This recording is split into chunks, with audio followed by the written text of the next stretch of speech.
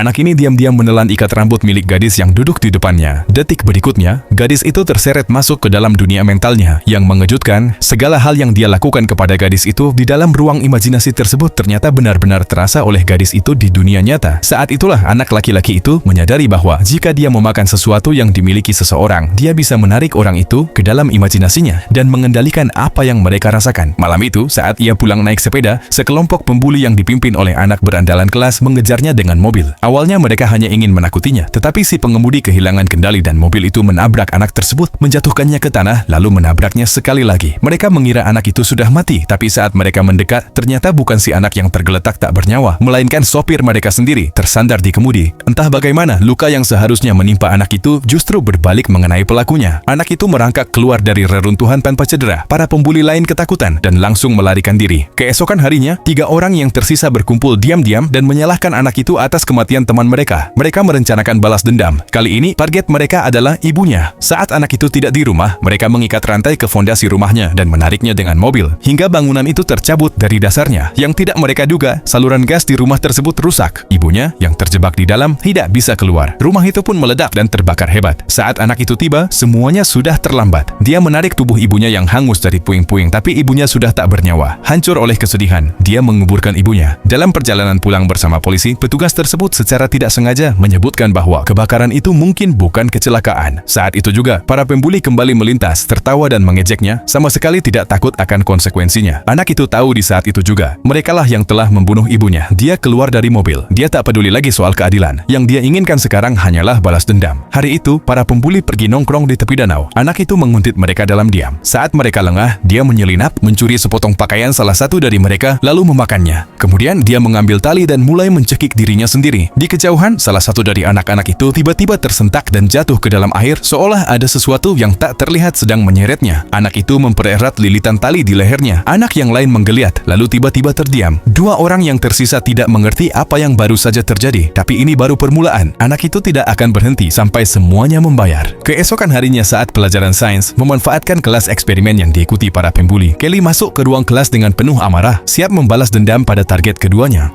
Film ini berjudul The Unhealer, rilis tahun 2020.